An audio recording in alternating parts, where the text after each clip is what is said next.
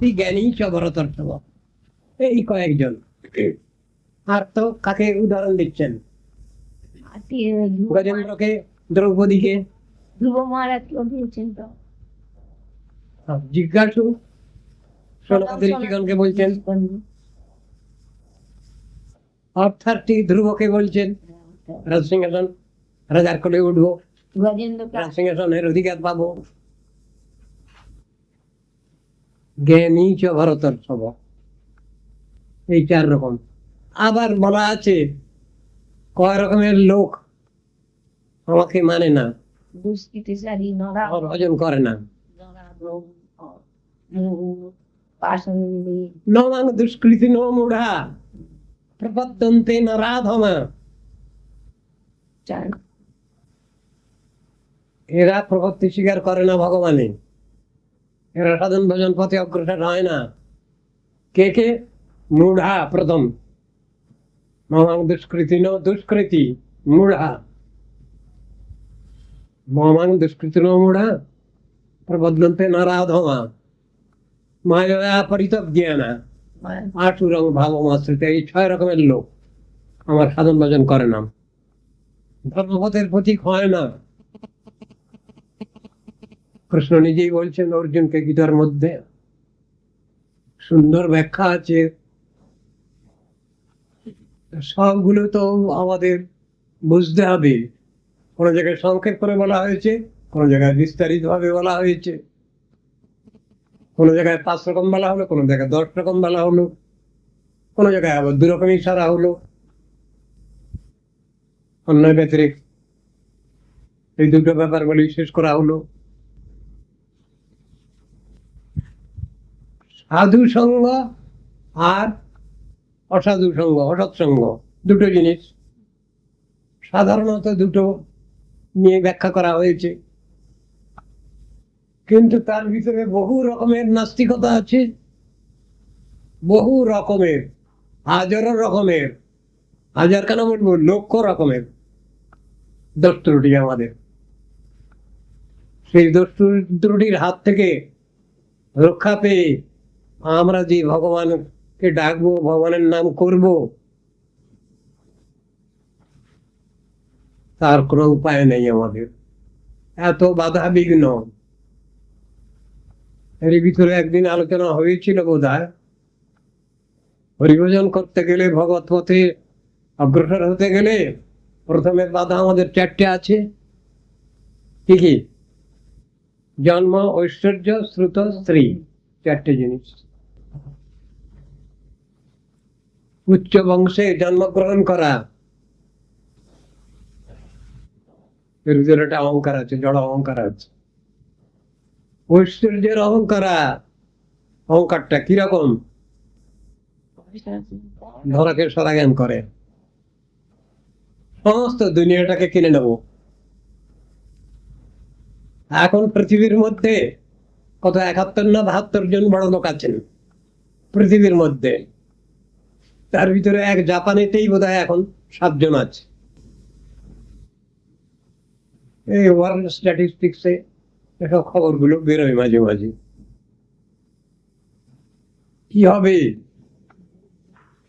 এই জাতীয় উদাহরণ তো অনেক দেওয়া আছে, সাধারণ সাহিত্যের মধ্যেও এইসবগুলো দেওয়া আছে, যা নিয়ে পরবর্তীকালে বিভিন্ন রকমের সব আলোচনা হয়েছে, কবিতা রচিত হয়েছে। তারা গোটা পৃথিবীটাকে কিনে নিতে পারে এমন এমন বড় লোক সব আছে। তারা তো বর্তমানে নাই কেউ, যারা আগে ছিলেন বেঁচে নেই তো। তারা রূপের গৌরব কেউ করছেন, উদাহরণ দেওয়া আছে ইতিহাসেই। হেলেন অফ ট্রয়,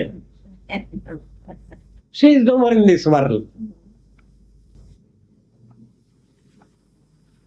এইরকম ধরনের সব উদাহরণ গুলো দেওয়া আছে। তাহলে কিসে আমাদের বাহাদুরি আছে? শাস্ত্র তো আগে থেকেই বলে রেখেছেন মা ক্রুধন জন যৌবন গর্ভম হরতি নিমেষাৎ কাল সর্বম মায়াময়মিদম অখিলং হিত্বা। কি বলবো, ভক্তিপদং প্রবিশাসু বিদিত্বা। শঙ্করাচার্য না? ধর জীবন যৌবন রাজ্য সুখম নহি নিত্যম অনুক্ষণ নাশ পরম। এই তো অবস্থা। ধন জীবন যৌবন রাজ্য সুখম, এই নিয়েই আমরা ব্যস্ত আছি, এর মধ্যেই আছি আমরা, এর উপরে উঠতে পারি নাই। তার মানে এই খাওয়া পড়া থাকা, ব্যাস এই তিনটের মধ্যে এসে গেছে। এর মধ্যে তো বুদ্ধিমত্তা নাই কিছু, বোকামি। আমরা সবাই বোকামির মধ্যে আছি। সাধারণ বুদ্ধি আর সাধারণ এই বিচার নিয়ে চলি আমরা। এটা কি বাহাদুরি আছে। নাম আমাদের হলো কি মানব, নাম হলো মানব। কৃষ্ণ সম্বোধন করছেন, হে মনুষ্য গোষ্ঠী, হে মনুষ্য সমাজ, হে মানবগণ, শুনুন আপনারা আমার উদাত্ত আহ্বান। কৃষ্ণ বলছেন নিজে, অন্য কারো কথা নয়। মানবা কি প্রক্লামেশন দিচ্ছেন তিনি, সত্যং ব্রবীমি মনুজা। কোথাও মানব বললেন, কোথাও বললেন মনুজা। মনুর সন্তানগণ, মনুর বংশধরগণ। মনু কজন? 14 জন। হ্যাঁ, মনু 14 জন। তার ভিতরে প্রধান কে? স্বয়ংভুব মনু।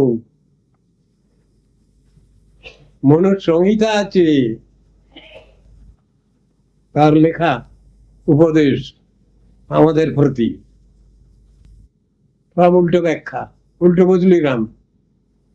মনু ভুল করেছেন, বাজারে কথা উঠছে, বিশ্ববিদ্যালয়ে পড়ানো হয় মনুসংহিতা, আর সমালোচনা হয়। মনু সব ভুল করেছেন, তিনি অত্যন্ত অনুদার। তার মানে আমার বাবা অনুদার ছিলেন, আমার ঠাকুরদাদা ঠাকুরদাদা ঠাকুরদাদা সব অনুদার ছিলেন, তারা সব ভুল করে গেছেন। এইসব আজকাল কার দিনেতে বিশ্ববিদ্যালয়ে এতে এইসবই পড়ানো হয় আজকাল, এবং এরপরে জোর বেশি। সিনেমা হচ্ছে, লোককে শিক্ষা দেওয়া হচ্ছে কি চোর, আর চোর এটা সংজ্ঞা না দিয়ে সাধু, এই ক্যাপশন দিয়ে শিখাও সমাজকে। না, ওই শব্দটা বললে পরে লোকের দৃষ্টি বেশি হবে, আকর্ষণ বেশি হবে। এই হচ্ছে বর্তমান দুনিয়ার নাস্তিক্য ভাব। হরে কৃষ্ণ। কি হবে যখনই জমে উঠলো, আর ঠিক সেই সময় হরে কৃষ্ণ হয়ে গেল, আমি কি করব?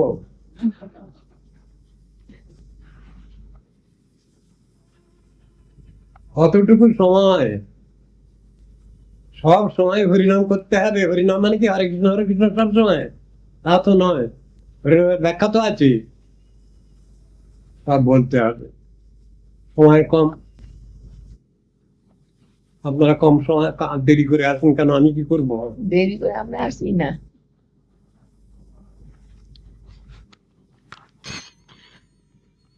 বেল পড়ে যাচ্ছে।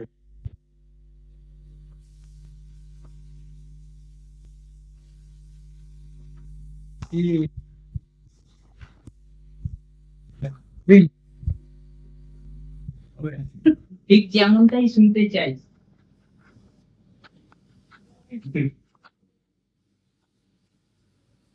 ঠাকুরের জন্য চিন্তা ভাবনা বেশি করলে নামে রুচি হবে, আর ঠাকুরের জন্য চিন্তাটা যদি কম হবে তাহলে নামে রুচি আসবে না। এটা এক কথায় উত্তর। উত্তরটা তো এক কথায় হলো, উত্তরটা এক কথায় হলো, প্র্যাকটিক্যাল তো হচ্ছে না। প্র্যাকটিক্যাল হচ্ছে না, প্র্যাকটিক্যাল হচ্ছে না বলেই প্র্যাকটিক্যাল হচ্ছে না। সংস্কার তো থাকা, আমি চাইলে কি হচ্ছে? আমরা প্র্যাকটিক্যাল হচ্ছে না বলেই জিনিসটা প্র্যাকটিক্যাল হচ্ছে না। ওটা সম্পূর্ণ নির্ভর করে আমাদের উপরে। নিজের হ্যাঁ, as you sow so you reap. কিছু জমার ঘর না থাকলে কি হবে? হ্যাঁ, কিছু জমার ঘর না থাকলে কি হবে? জমার ঘর তো আছে সকলেরই কম বেশি। তো যত একেবারে বেশি- জমার ঘর নাই সেটা তো নয়, এমন বলা চলবে না। কিছু আছে যার যত, কিছু আছে, যার যত কিছু নিয়েই চলতে হবে। অল্প স্বল্প যখন ক্যাপিটাল আছে, তা সেই ক্যাপিটাল নিয়ে আরম্ভ করতে হবে। ব্যবসা। তা ক্রমশ ক্রমশ ওটা বাড়বে, এটাই তো কথা। আমার যেমন জমার ঘর আছে সেরকম জমার ঘর নিয়েই আমি এগোবো, কিন্তু সেটা বাড়বে নিশ্চয়ই। আমার যদি সরলতা, আন্তরিকতা, ঐকান্তিকতা, নিষ্ঠা যদি আমার থাকে, তাহলে নিশ্চয়ই আমি এগোবো। এটাই তো প্রধান কথা। সবটাই ভগবানের কাজ। ধরে নিলাম আমি বা আমরা ধরে নিলাম যে আমরা যারা বৈষ্ণবীয় লাইনে এসেছি, আছি, ভালো লাগে, তা তাদের জন্য যে ব্যবস্থা আছে সেটা তো কমপক্ষে যতটুকু না করলে না সেটুকু তো করতেই হয়।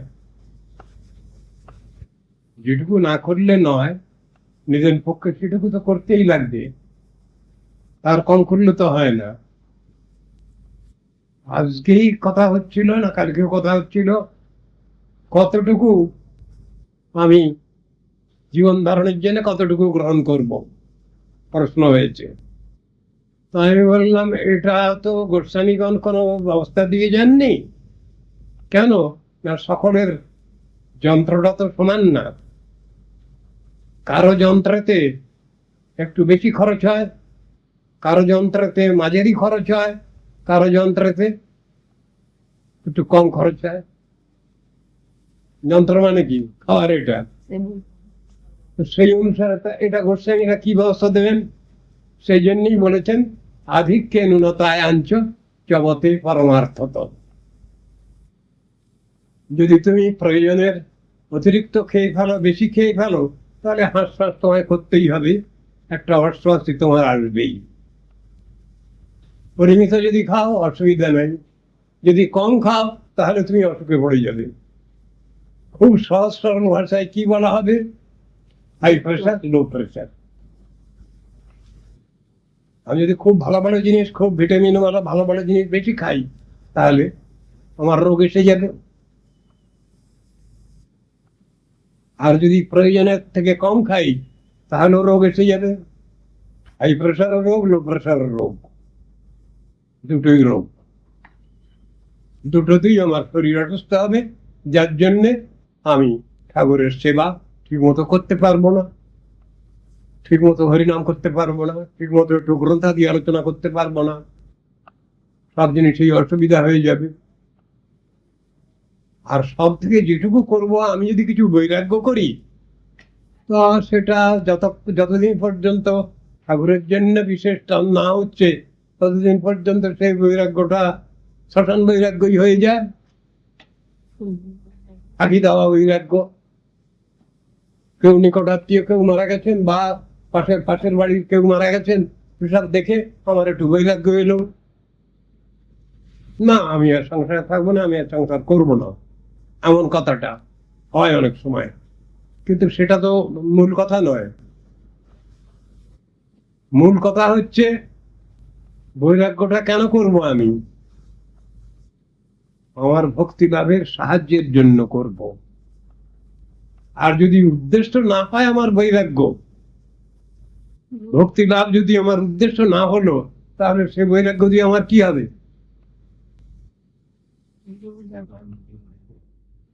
নেহ যৎকর্ম ধর্মায় ন বিরাগায় কল্পতে ন তীর্থ পাদ সেবা ওই জীবন্নপি মৃত হিচ। যে কর্মটা ধর্মের উদ্দেশ্যে, ধর্ম যাজনের উদ্দেশ্যে হচ্ছে না, বিরাগের উদ্দেশ্যে হচ্ছে না, তীর্থপদ ভগবানের সেবার উদ্দেশ্যে হচ্ছে না, ভক্তি লাভার্থে হচ্ছে না, সে বৈরাগ্যের কি মূল্য আছে? কামাই করি কিছুই মূল্য নাই। মূল বিষয়বস্তু হচ্ছে ভগবত কেন্দ্রিক, সবকিছু ভক্তি কেন্দ্রিক। তার জন্যই আমার এ সংসারে বেঁচে থাকা, তার জন্য আমার সবকিছু দেখাশোনা করা, সবকিছু দায়িত্ব নেওয়া, সবটা মূল বিষয়বস্তু হচ্ছেন ভগবান, তার প্রতি কামনা। এই জন্যই বেঁচে থাকবো। এখন উদ্দেশ্যহীন জীবন যাপন সেটা তো আর বুদ্ধিমত্তা নয়। বর্তমানের এই ওসব চিন্তাভাব চলে গেছে। এখন মানুষ ব্যক্তি কেন্দ্রিক হয়ে গেছে, দেহ কেন্দ্রিক, মন কেন্দ্রিক, এই অবস্থা হয়ে গেছে। তাতে তো কোনো লাভ নেই। আমি কিছু খাওয়া কমালাম, কার জন্য কমালাম? সেটা যদি ভগবত ভক্তি লাভের জন্য হয়, ভগবত প্রীতি কামনা হয়, তাতে যদি ভগবান খুশি হন, তাহলে আমি করবো সেটা। আর ভগবান যদি খুশি না হন, তাহলে আমি ওটা করতে গেলে তাতে কোনো লাভ হবে না। তো পরীক্ষায় দেহ কষ্ট হবে। উপবাস করব, উপবাস করাটা ভগবান প্রীত হবেন, খুশি হবেন, সন্তুষ্ট হবেন, আমার প্রতি আশীর্বাদ করবেন, গুরু বৈষ্ণব আশীর্বাদ করবেন, আমি সেই জন্যই উপবাস করব। খেলাম না, উপবাস হয়ে গেল। নৌপবাসস্তু লঙ্ঘনে সবর বা প্রতিবাদ করে ওই কথা বলা হচ্ছে।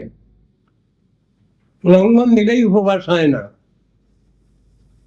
আমি খেলাম না, নিরম্ব উপবাস করলাম। নিরম্ব মানে দুরকম, শুধু জল ছাড়া আর সব খেলাম। আমি যদি মনে করা যায় তাও করেন। উপবাসের দিনে শুধু জলটা বাদ দিয়ে আর সব খেলাম, এরকম মানে হতে পারে, ব্যাকরণেতে এমন মানে করা যায়। আর নিরম্ব মানে নির্নাস্তি জলং যস্মিন, যাতে জল পর্যন্ত খাওয়া যাবে না নিচে, এমন অবস্থা যদি হয়। তা জল খেলাম না, কিন্তু ডাবের জল খেলাম, দুটো ডাব খেলাম, তাহলেই তো 2 গ্লাস জল খাওয়া হয়ে গেল। আইন বাঁচিয়ে কাজ করলাম তা নয়। ওই আইন কার জন্যে? সবটাই ভগবানের প্রতি কামনায়। যা কিছু আমি আইন কানুন পালন করব, গৌণভাবে বা মুখ্যভাবে, পজিটিভ নেগেটিভ সাইডে, সবটারই মূল লক্ষ্য হচ্ছে ভগবত প্রতি কামনা, আত্মকল্যাণের জন্য। সব কথা তো সেইখানে কেন্দ্র করেই সবটাই উঠেছে। আর যদি ভগবান না থাকলেন, তার প্রীতির জন্য নয়, ঠিকটি বৈরাগ্য নয়, ভগবত ভক্তের সেবা নয়, সবটাই বৃথা হয়ে গেল। এই সব কথাগুলো খুব ভালোভাবে গীতা ভাগবতে বুঝিয়েছেন। কর্মী হলে তো হবে না, কর্মটা কেন করব, কার উদ্দেশ্যে করব, সেইটা হলো বড় কথা। কার জন্য কর্ম করব? আমার নিজের জন্য না, বা আমার মুষ্টিমেয় যে আত্মীয় স্বজন আছে তাদের জন্য নয়। কর্ম করব ভগবত প্রতি কামনায়। ভগবান সন্তুষ্ট হবেন সেই জন্য আমি কর্মাচরণ করব, তা নাহলে আমার কর্ম করে কোনো লাভ নেই। গীতার শেষের দিকে, গীতা পড়ার পর গীতার মহিমা মাহাত্ম পড়বার নিয়ম আছে। তো গীতার মহিমা মাহাত্ম যদি আমি না পড়ি শেষের দিকে, তাহলে গীতা পড়া বিফল হলো। বৃথা পাঠ ফলং তেষ্ঠ শ্রমায়েব উদাহরিত বলা আছে। তার গীতার মহিমা মাহাত্ম আমি সেই 84টা শ্লোক পড়বো, হয়তো সময় হবে না আমার। সেই জন্য শাস্ত্রকাররা সংক্ষিপ্ত করেও দিয়েছেন। আমি সেই সংক্ষিপ্ত সেই 8টা শ্লোকই পড়বো, তাহলে গীতা পাঠের ফল হবে। আর যদি কিছুই পড়লাম না, তাহলে আর কি হবে? যে 8টা শ্লোক আমাদের গৌড়ী মঠ থেকে বেছে বুঝে 8টি শ্লোক দেওয়া হয়েছে, তার মধ্যে সমস্ত গীতার মহিমা মাত্র পারফেক্ট সব দেওয়া হচ্ছে। তার শেষ শ্লোকটা ধরা হোক, একং শাস্ত্রম দেবকীপুত্র গীতম। শাস্ত্র কাকে বলবো? দেবকীপুত্র গীতম, সেটাই প্রথম মুখে শাস্ত্র। এক দেব দেবকীপুত্র এব, পরদেবতা কে? দেবকীপুত্র। এক মন্ত্রস্তস্য নামানি ইয়ানি, শ্রেষ্ঠ মন্ত্র কোনটা? কৃষ্ণ মন্ত্র। কর্ম অপি একং তস্য দেবস্য সেবা, সেই পরদেবতা প্রতিকামনায় যে অনুষ্ঠান, কর্মানুষ্ঠান, সেটাই হলো বাস্তব কর্ম। এই কথাটা বলছেন, সেটা তো আমরা বুঝি না। উপদেশ দেওয়ার লোক অনেক আছে, আইন পালন করবার লোক নাই। ব্যাপারটা তো এইরকম হয়ে গেছে। যদি লোক পালন করবার কেউ না থাকে, তাহলে উপদেশ দিয়ে কি হবে? এটা একটা বিচার। আরাধিত যদি হরি তপসা তৎকিম, যদি ঈশ্বর হরি ভগবান আরাধিত হন, তাহলে তপস্যার কি প্রয়োজন, কষ্ট করার কি প্রয়োজন?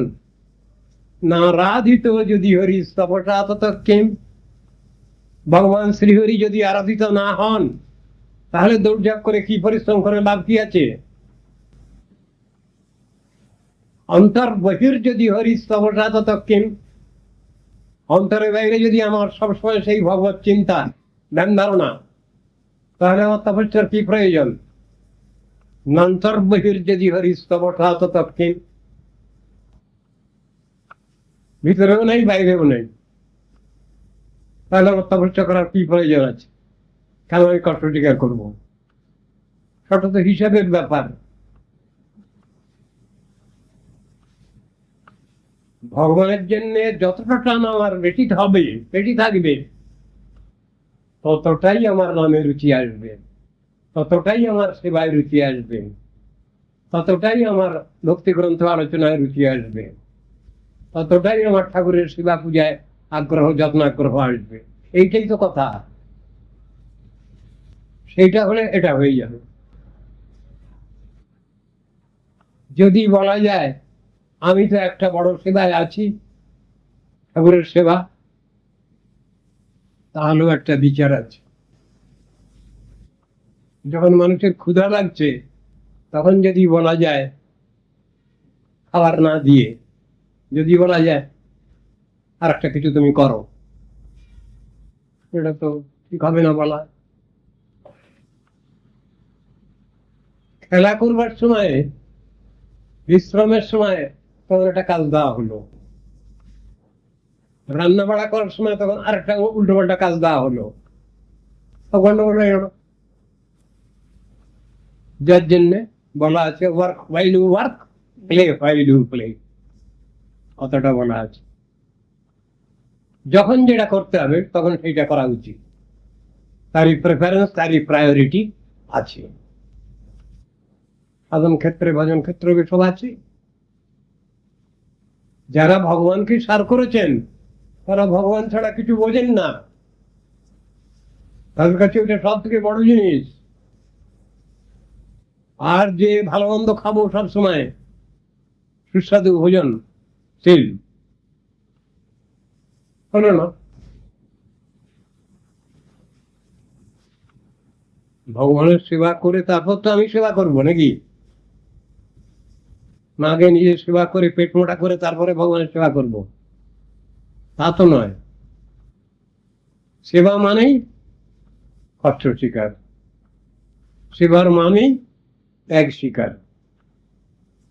যে ত্যাগ স্বীকার সাধারণের দ্বারা সম্ভব হয় না।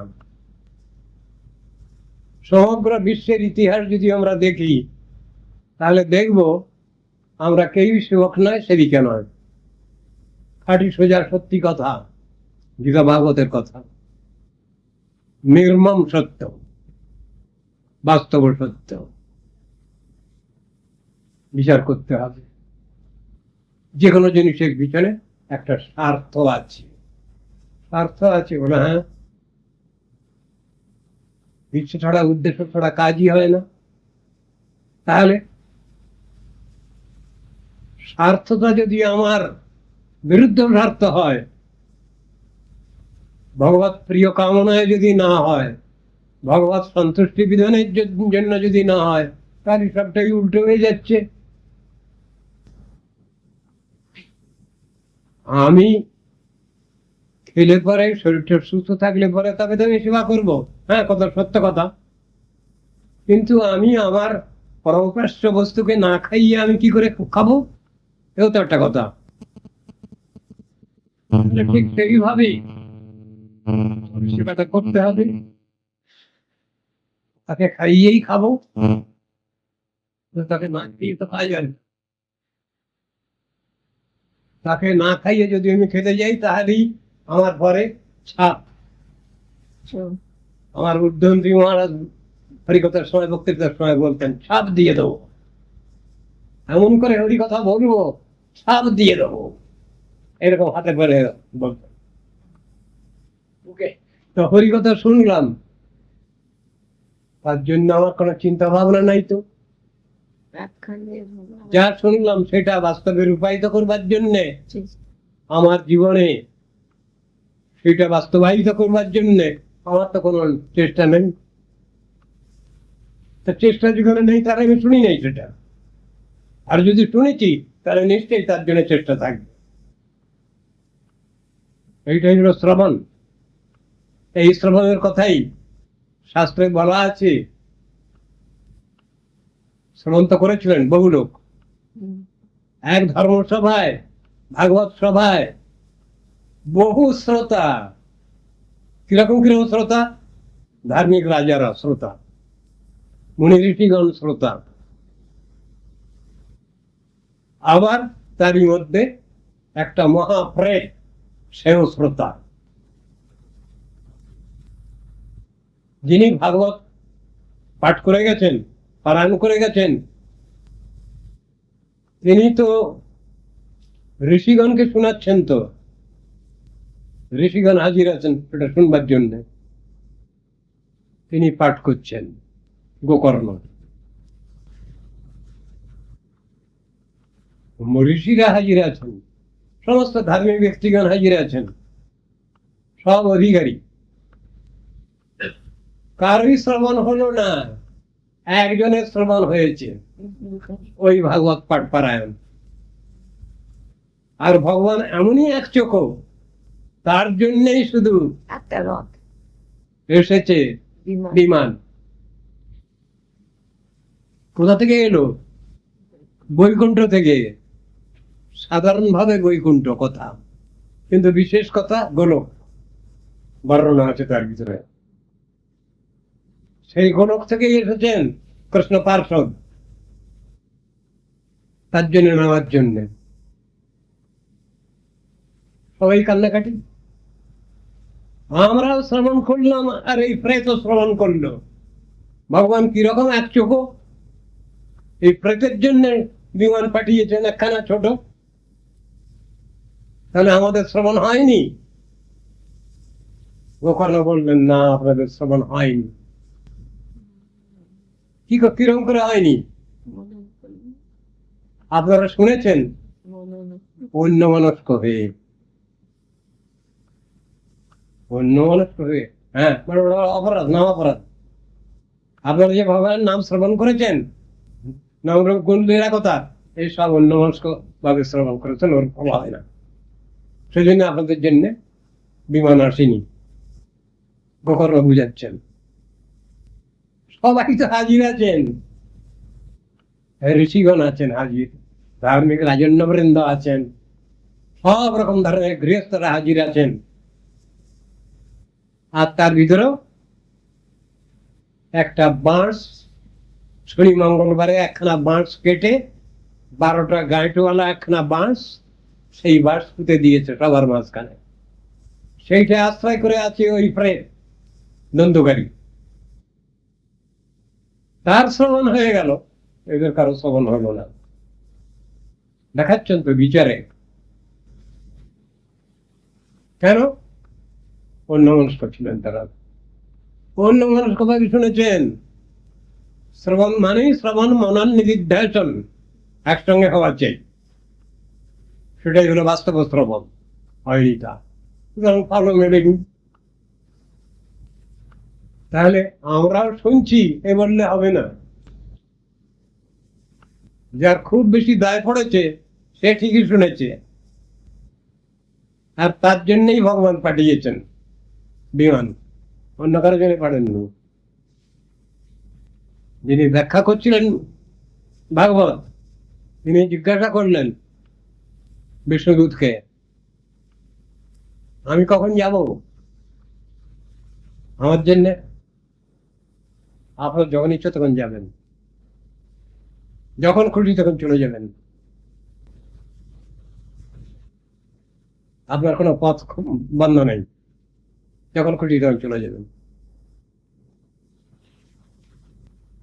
গোকর্ণস্তব গোবিন্দং গোলোকং দাস্যতি স্বয়ং।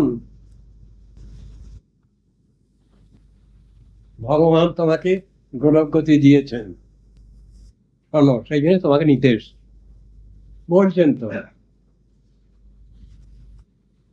তাহলে একইভাবে সকলেই বসে সবাই শ্রবণ করছে, সকলের শ্রবণ তো হচ্ছে না। কেউ শ্রবণ করতে গিয়ে বাড়ির ছেলেটা বাচ্চাটা চিন্তা করছে, কেউ চিন্তা করছে হয়তো আমার মালিক হয়তো অফিস থেকে আসবেন, সময় হয়ে গেছে, এইসব চিন্তা হচ্ছে রকমারি। ওটা তো শ্রবণ হলো না, অনবধান হয়ে গেল। শ্রবণ বিষয়ে অনবধান হলো, নয়তো অনবধান হয় অপরাধ। তাকে পুরাণ কর্তা বলেন প্রমাদ, এই প্রমাদের মধ্যে অপরাধের মধ্যে পড়ে গেল ওটা। শ্রবণের ফল পেলাম না আমি। সব জিনিসটা তো এইরকম আছে, এত সাবধানতা অবলম্বন করলে পারে তবে একটা কিছু হয়। কেমন করলে হয়? যে রূপে লইলে নাম প্রেম উপজয়, তার স্বরূপ ব্যাখ্যা করছেন কার কাছে? অজ্ঞান তত্ত্বব্রজে ব্রজেন্দ্র নন্দন, কৃষ্ণের স্বরূপ বিচার শূন্য সনাতন, অদ্বয় জ্ঞান তত্ত্বব্রজে ব্রজেন্দ্র নন্দন। ভগবানের কথা, অদ্বয় জ্ঞান তত্ত্ব। তিনি বিভিন্ন উপায়ে তার বক্তব্য বলতে পারেন, রাখতে পারেন। আমরা মুখ দিয়ে খাই, কথা বলি, নাক দিয়ে গন্ধ পাই, কান দিয়ে শুনি। ভগবানের যে ইন্দ্রিয়গুলো আছে সেগুলো অদ্ভুত। কি? নাক দিয়ে শুনছেন, কান দিয়ে দেখছেন, যদিও কান দিয়ে দেখা যায় বিচারে আছে, কেননা শ্রবণ না হলে তত্ত্বের স্বরূপ শ্রবণ না করলে তো দেখা হয় না। সেজন্য কর্ণ দিয়ে দেখার কথা আছে শাস্ত্রে। কর্ণভেদ কাকে বলা হবে? কান ফুটো করা শুধু দিশা পরব্রহ্ম শব্দ ব্রহ্মের প্রবেশ কর্ণে, তাকে বলে কর্ণভেদ সংস্কার। এই সংস্কারের কথা শাস্ত্রে রয়েছে। গুরুমশাই বলছেন বলো অ, বাচ্চাটা বলছে অ, ওই অ শব্দ ব্রহ্ম, নাম ব্রহ্ম, নাদ ব্রহ্ম, ওই অ শব্দ সামান্য নয়। সাধারণ মানুষ যেমন উচ্চারণ করে তেমন নয়।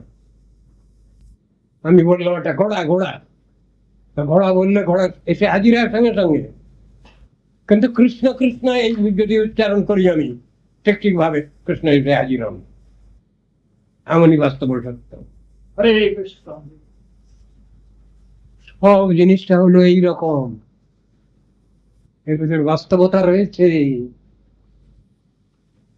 এটা রক্ষা করেই আমাদের চলতে হবে। সেবা নিশ্চয়ই আমরা করব, কিন্তু সেবা কোনটা আগে করব, কোনটা মাঝে করব, কোনটা শেষে করব, তার হিসাব আছে। সেই অনুসারে করতে হবে এবং সেই সেবাটা ভগবানের এটা কামনার জন্য হচ্ছে কিনা এটা দেখতে হবে। সেটা যদি হয় তাহলে আমার সেবা বিফলে যাবে না। মালা গাঁথতে পারি আমি, অসুবিধা নেই, কিন্তু সেই মালা যে কোনো ভাবে যার উদ্দেশ্যে মালা গাঁথা হচ্ছে তিনি যদি গ্রহণ করেন তাহলে আমি কৃতার্থ। মালা গাঁথছিল, গেতে পড়াতে যাচ্ছে, এমন সময় পিছন থেকে ঘাতক এসে গলা হাত করে দিল। আপনারা পড়েছেন বোধহয়, এখন ধরতে পারছেন না কথাটা।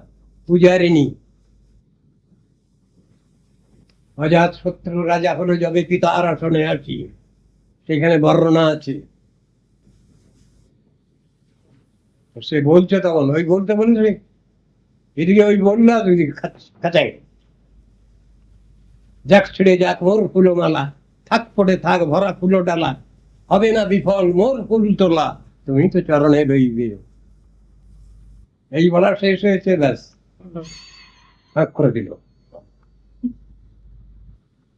তার কিন্তু বৃথা যায়নি, তার মালা গাছা বৃথা যায়নি। এই তো বিচার সব। পড়াতে পারেনি কিন্তু তার পড়ানো হয়ে গেছে, ঠাকুরের ভোগ হয়ে গেছে। আমার গুরুদেবের কাছে শুনেছি আমরা, ঠিক ঠিক ভাবে ভোগ হওয়ার আগে 4 বার ভোগ হয়ে যায় ঠাকুরের। সেটা কিরকম? আজকে কি কি বাজার হবে ঠাকুরের সেবার, এই ফর্দ যখন করা হলো তখন একবার ভোগ দেওয়া হলো। বাজারে গিয়ে যখন কেনাকাটি আরম্ভ করলাম একবার ভোগ দেওয়া হলো। এসে সবজি আনন্দ করা হচ্ছে, কোনটা দিয়ে কোনটা মিলিয়ে কোন সবজি হবে, এক ভোগ দেওয়া হচ্ছে। আবার ঠাকুরের কাছে সাজিয়ে নিয়ে গিয়ে তুলসী পাতা দিয়ে মন্ত্র পড়া, তুলসী দিব, তুলসী দিব, ফাইনাল ভোগ। তুলসী দিব, তুলসী আনছি, তুলসী দিচ্ছি, সব বিচারের কথা, তুলসী দিচ্ছি, একটু মিথ্যা কথা না, একটু মিথ্যা কথা। খাঁটি কথা। টাইম হয়ে গেছে, এখন তুলসী দিলে লেট হয়ে যাবে। আচ্ছা, আজ এই পর্যন্ত থাক। ঠিক ঠিক ভোগ হওয়ার আগে 4 বার ভোগ হয়ে গেল। আমার জন্য না, আমাদের জন্য না, আমরা খাবো না, এখন খাবেন ভালো ভালো জেনেছি। এই বিচার ভিতরে আছে। হরে কৃষ্ণ। চুপ করেছি। কি করে রাগটা করতে হয় সেইটা শিখাতে হবে, ওটা রেখো না। বন্ধ করো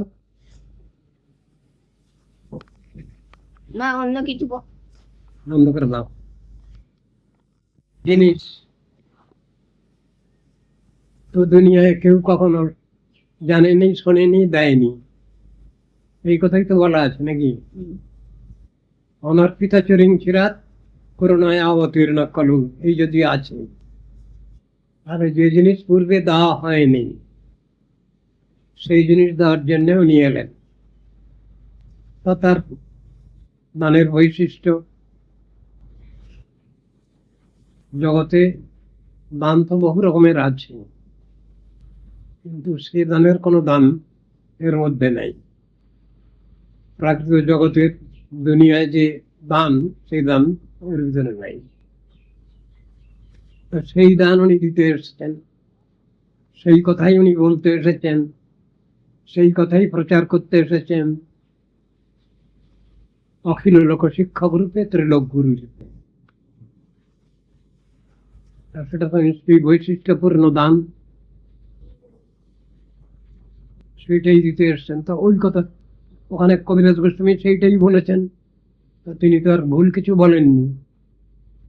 ভুল না, বলছি যে ঠিকই বলেছেন। তারা মহাপ্রভুর লাইনের ধারায় যারা এসেছেন তারা রাগমার্গ ভক্তি প্রচারণ তাদের উদ্দেশ্য হওয়া উচিত নাকি?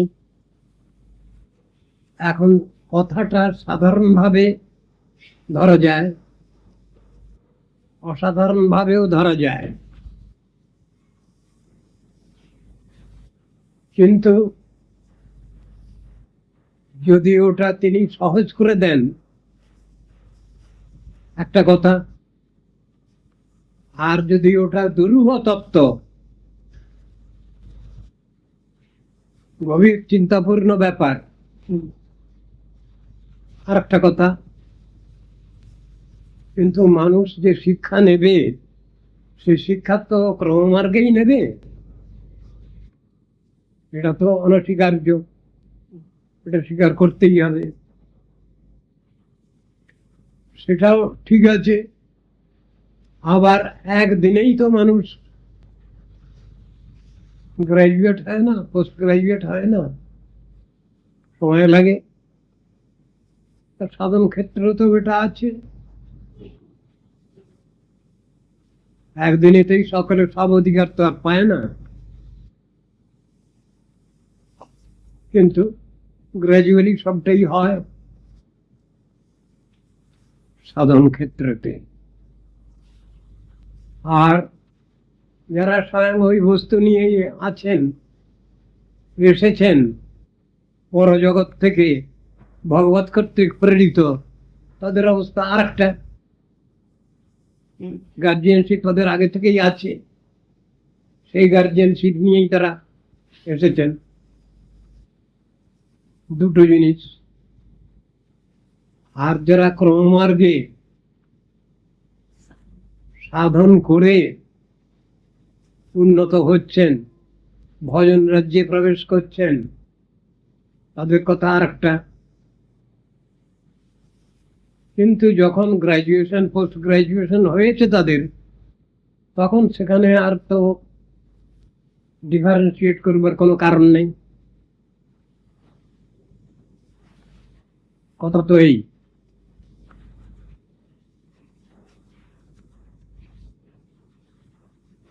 একজনের অধিকার আগে থেকেই আছে, সেই অধিকার ক্রমশ প্রকাশিত হচ্ছে, প্রস্ফুটিত হচ্ছে।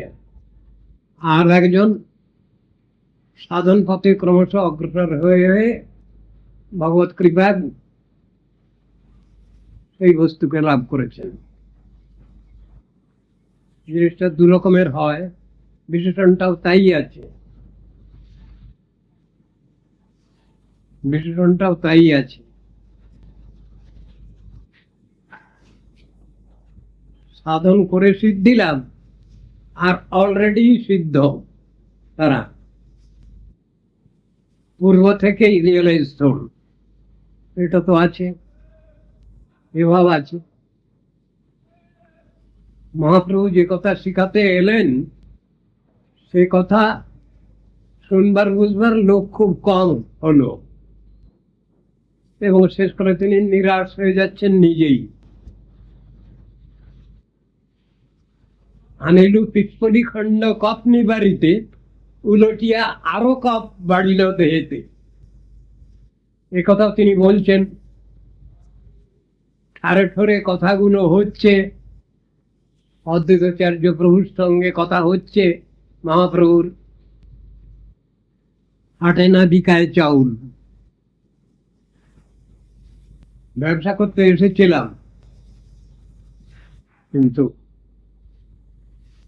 ব্যবসা চললো না, নিল না, কাস্টমার নাই, কেনা বেচা করবো যার সঙ্গে সেই লোক নাই, তা কি হবে? সব গুটিয়ে নেই। যখন কাস্টমার পাওয়া যাচ্ছে না উপযুক্ত, তখন জিনিসটাকে গুটিয়ে নেই। তা হাটে না বিকায় চাউল বলছেন, বাউলকে কহি আউল, হাটে না বিকায় চাউল। এ কথাও তো তিনি বলেছেন। তিনিও যেমন বলেছেন, আবার তাঁর যারা উত্তরাধিকারী তারাও বলেছেন, তাদের মধ্যেও এই জাতীয় কথা আছে। সরস্বতী পূর্বদের কথার মধ্যেও এটা আছে, ভক্তিবিনোদ ঠাকুরের কথার মধ্যেও এটা আছে। নাই এ কথা না, আছে। তারাও তো বলছেন, স্বীকার করছেন,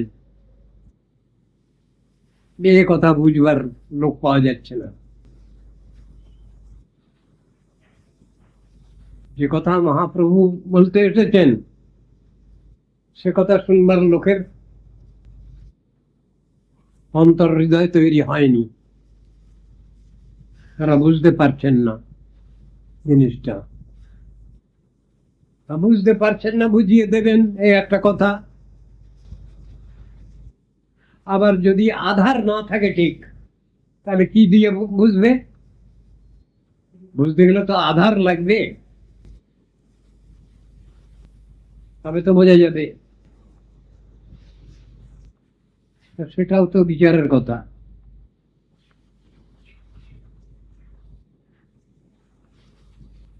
গুরুদেব যখন চলে যাচ্ছেন আমাদের কাছ থেকে, অন্তত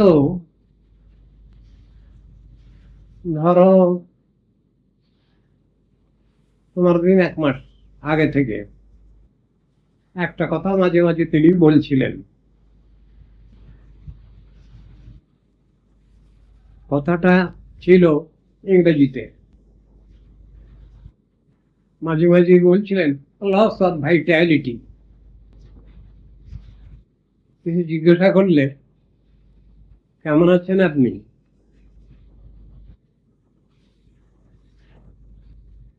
খুব একটা ভালো নয়। কিছুক্ষণ বাদে লস অফ ভাইটালিটি এই কথাটা বলছিলেন। এখন লস অফ ভাইটালিটি একটা জিনিস, আর আমার যাওয়ার সময় হয়েছে, আমি যাব, আর একটা জিনিস। এই দুটো জিনিসের সঙ্গে সামঞ্জস্য দরকার তো। সকলের পক্ষে তো সবটা নয়।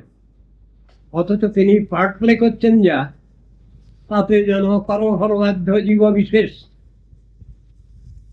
যেমন বলেন, ঠিক সেই রকম ধর্মেরই বলছেন। Loss of Vitality.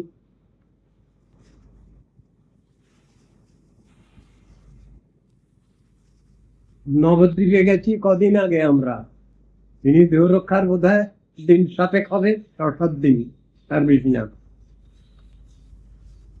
কলকাতা থেকে 4খানা ট্যাক্সি নিয়ে গেছি। এর মধ্যে বোধ হয় 7 দিন বোধ হয় ছিলেন